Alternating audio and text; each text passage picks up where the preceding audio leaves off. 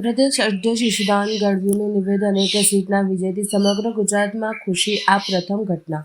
વિસાવદરના જનતાએ ભાજપને તમાચો માર્યો છે. વિજય સંદેશ યાત્રા થકી ઘેર ઘેર સંદેશો પહોંચાડવાનું આયોજન. આમ આદમી પાર્ટીના સૈનિક દારૂ રૂપિયા સામ દામ દંડ સામે જીત મેળવી. વડોદરામાં ભાજપના ભ્રષ્ટાચારના લીધે પૂર આવ્યું. આ તાનાશાહી સામે અમારી તાકાત નથી. જનતાના ભરોસે લડીએ છીએ. અલગ અલગ શહેરોમાં વિજય યાત્રા કરી રહ્યા છે. ગોપાલભાઈ વિસાવદરમાં અચાનક કામ આવ્યું હોવાથી તે આવી શક્યા નહીં. વિસાવદરમાં હારથી કોંગ્રેસને પણ ધક્કો ભાજપે આપ્યો. ચૈતરભાઈ મનરેગા યોજનાને લઈ અવાજ ઉઠાવતા ભાજપના પેટમાં તેલ રેડવાયું. ભાજપના નેતાઓએ હુમલા કરાયો અને અમારા પર જ ફરિયાદ કરી. આવનાર 10 તારીખે હોયરિંગ છે. ખોટી રીતે કલમનો ઉપયોગ કરવામાં આવ્યો છે. આખા ગુજરાતમાં ભાજપ મજાક બની છે. પોલીસ ભાજપના ઇશારા કામ કરી રહી છે. ચેતર વસાવા સાથે આખી પાર્ટી ઊભી છે. આદિવાસી સમાજના યુવાનોને કચડવાની કોશિશ કરી છે.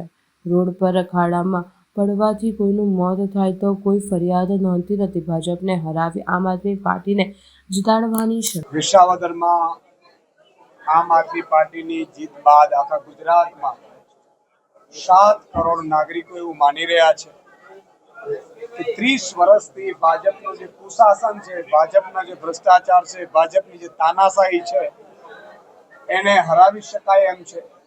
અને એટલા માટે આખા ગુજરાતના 182 વિધાનસભામાં એક પ્રકારનો ઉમંગ ઘરે ઘરે જોવા મળ્યો. તમે જો કોઈ એક સીટ ઉપચુનાવ જીતાય અને આખા ગુજરાતના નાગરિકો રાજી થાય અથવા તો એનામાં રાજીપો આવે એવી પહેલી ઘટના છે. અને એટલા માટે છે કે વર્ષોથી ભાજપ છે એ પોતાની સત્તાના જોરે, રૂપિયાના જોરે અને કોંગ્રેસના નેતાઓને ખરીદીના જોરે રાજ કરતું. પણ પહેલી વખત ભાજપને કોઈએ તમાચો માર્યો હોય તો વિસાવદરની જનતાએ માર્યો છે. ગુજરાતની જનતાએ એક ઉમ્મીદે માર્યો છે. અને એટલા માટે આજે અમે વડોદરામાં પણ પહોંચ્યા છીએ. મારી સાથે અમારા પ્રદેશ મહામંત્રી Manojbhai Sorathiya, state central president Pravin Ram સહિત આગેવાનો પણ અત્યારે જોડાયા છે. વડોદરાના ટીમો પણ જોડાઈ છે. અને આ વિજય સંદેશ યાત્રામાં અમે ઘરે ઘરે મેસેજ પહોંચાડવા માંગીએ છીએ કે ગુજરાતમાં આમ આદમીનું શાસન લાવી શકાય એમ છે. ભાજપે 1.5 વર્ષ સુધી ચૂંટણી ન થવા દીધી. વિસાવદરમાં કોંગ્રેસે 6 ધારાસભ્યોમાં કોંગ્રેસમાંથી લઈ ગયા અને એમણે પાછા ચૂંટણી આપી દીધી ને પાછા ભાજપમાં જીતાડી પણ દીધા. પણ એક સીટ વિસાવદરની 1.5 વર્ષ ચૂંટણી ન આવવા દીધી. ચૂંટણી આવ્યા પછી પણ આમ આદમી પાર્ટીનો એક સૈનિક વિસાવદરમાં 3 મહિના સુધી રહ્યો અને ભાજપના રૂપિયા, દારૂના અડ્ડાઓ, તંત્ર, આખું કેન્દ્રીય કટક આવી ગયું. એની સામે વિસાવદરની જનતાના આમ આદમી પાર્ટીના સૈનિકો જીત્યા છે. ઘરે ઘરે મેસેજ પહોંચાડવા આજે વડોદરામાં પણ આવ્યા છે. હું વડોદરાવાસીઓને પણ એક વિનંતી કરું છું, કોઈએ ડરવાની જરૂર નથી ભાજપની તાનાશાહી. મને ખબર છે ભાજપના નેતાઓ ઉપર પણ ભાજપે તાનાશાહી કરી છે. ભાજપની સામે જે બોલે છે એના ઉપર પણ તાનાશાહી કરી છે. પૂર વડોદરામાં ભાજપના નેતાઓના ભ્રષ્ટાચારના કારણે થાય અને પૂર આવે પછી કોઈ યુવાન અવાજ કરે તો એની ઉપર પણ પોલીસ ફરિયાદ કરે છે. આજે ઘરે ઘરે લોકો ભાજપથી પીડિત છે, ભાજપના લુખ્ખાઓથી પીડિત છે, ભાજપના ભ્રષ્ટાચારથી પીડિત છે. તમામને મારી વિનંતી છે કે આગામી મહાનગરપાલિકાની ચૂંટણી આવી રહી છે વડોદરામાં.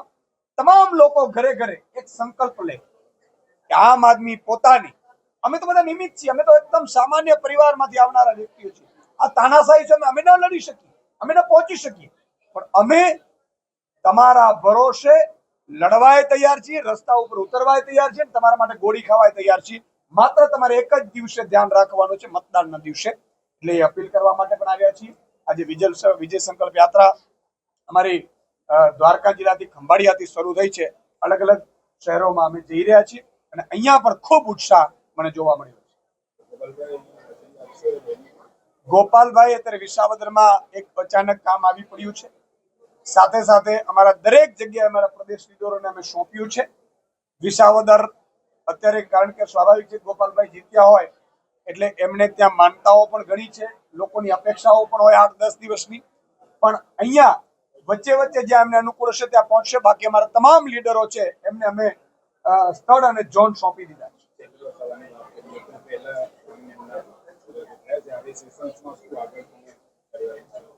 તમે વિચાર કરો, વિસાવદરની જનતા ભાજપને શું લપડાક આપ્યું. ભાજપના તમામ નેતાઓ મીટિંગો કરવા માંડ્યા. એમણે કોંગ્રેસને ઠપકો આપ્યો કે તમે લોકો પણ વધારે મત ન લઈ શક્યા, તમને રૂપિયાની છૂટ હતી, તમને આ છૂટ હતું. અને તમે વિચાર કરો કે એટલું બોખલાઈ ગયું અને ચેતરભાઈ વસાવા બીજી બાજુ ભાજપનો ભ્રષ્ટાચાર ખુલ્લું કરી રહ્યા હતા. એ ગરીબોને આપવામાં આવતી યોજના, મનરેગા યોજના 2000 કરોડથી વધારે ભાજપના નેતાઓ એ ગરીબોના, આદિવાસીઓના લૂંટી લીધા. જયારે આદિવાસીઓના જે રૂપિયા છે, હકના રૂપિયા, એ ભાજપ અને લૂંટી લીધા. એનો ખુલાસો ચેતરભાઈ વસાવાએ કર્યો એટલે ભાજપના પેટમાં તેલ રેડાયું અને બીજા નેતાઓ પણ વન બાય વન એને ખુલ્લા પડી રહ્યા હતા. એટલા માટે ચેતરભાઈ વસાવા ઉપર ખોટો હુમલો કરવામાં આવ્યો. હુમલો કર્યા પછી ચેતરભાઈની ફરિયાદ લેવાને બદલે ચેતરભાઈ ઉપર ફરિયાદ કરે છે. પણ અમે જેલથી ડરી જઈએ. ભાજપને અમે ચેલેન્જ ફેંકીએ છીએ કે તમારામાં તાકાત હોય એટલી જેલમાં તાકાત હોય એટલા દિવસ તમે લગાડી દેજો. આમ આદમી પાર્ટીની ટીમ માનીય અરવિંદ કેજરીવાલજીએ પણ કાલે કોન્ફરન્સ લીધી છે, અમને સૂચના આપી છે. ચેતરભાઈ વસાવા આગામી સમયમાં 10 તારીખે એમનો હિયરિંગ છે. અમને પૂરો વિશ્વાસ છે અદાલતો ઉપર. 307 ખોટી રીતે લગાડી છે. આખા ગુજરાતમાં ભાજપ મજાક બની ગયું છે. એક બાજુ અમારા સુરેન્દ્રનગરમાં પણ એક ઉમેદવાર ઉપર 307 લગાડી છે, અહીંયા પણ ચેતરભાઈ ઉપર 307 લગાડી છે. અને 307 ક્યારે લાગે? એ ગુજરાતની પોલીસને, ડીજીપીને એક્સટેન્શન મળ્યું છે એટલે ડીજીપી ધંધા કરી રહ્યા છે. ભાજપના કયા નેતાના કહેવાથી ડીજીપીને એક્સટેન્શન મળ્યું છે? આવું કાયદો વ્યવસ્થા માટે ભાજપની પોલીસ બની રહે છે. આખી પોલીસ બેડામાં અંદર ખાને એક ચર્ચા છે કે આપણી છાપ ખરાબ થઈ રહી છે. ભાજપના ઈશારે નાચતી પોલીસ. મારે કહેવા માંગુ છું કે તમે ભાજપના ઈશારે બંધ થાઓ. 2.5 વર્ષ પછી ભાજપનું શાસન અહીંયા નથી રહેવાનું. તમારે પણ બાળકો છે, પરિવાર છે, રિટાયરમેન્ટ થશો પછી જેલના સળિયા ના ભોગવવા પડે. તમને માટે પણ, કારણ કે તપાસો 2 વર્ષ 5 વર્ષ પછી પણ થઈ શકે છે. એટલે ખોટી ફરિયાદો કરી છે. ચેતરભાઈ સાથે આખી આમ આદમી પાર્ટી ઊભી છે. માનીય Arvind Kejriwalji day to day update લઈ રહ્યા છે અને મને પૂરો વિશ્વાસ છે કે આગામી સમયમાં ચેતરભાઈ ઓર મજબૂત થઈને આવશે. આ ભાજપે માત્ર ચેતરભાઈ વસાવાની ધરપકડ નથી કરી, આ ભાજપે આદિવાસી સમાજનું અપમાન કર્યું છે. આદિવાસી સમાજના યુવાનને ભાજપે કચડવાની કોશિશ કરી છે. અને એટલે તમે જુઓ, આખા આદિવાસી સમાજના વિસ્તારોમાં રોજે રોજ રેલીઓ નીકળી રહી છે.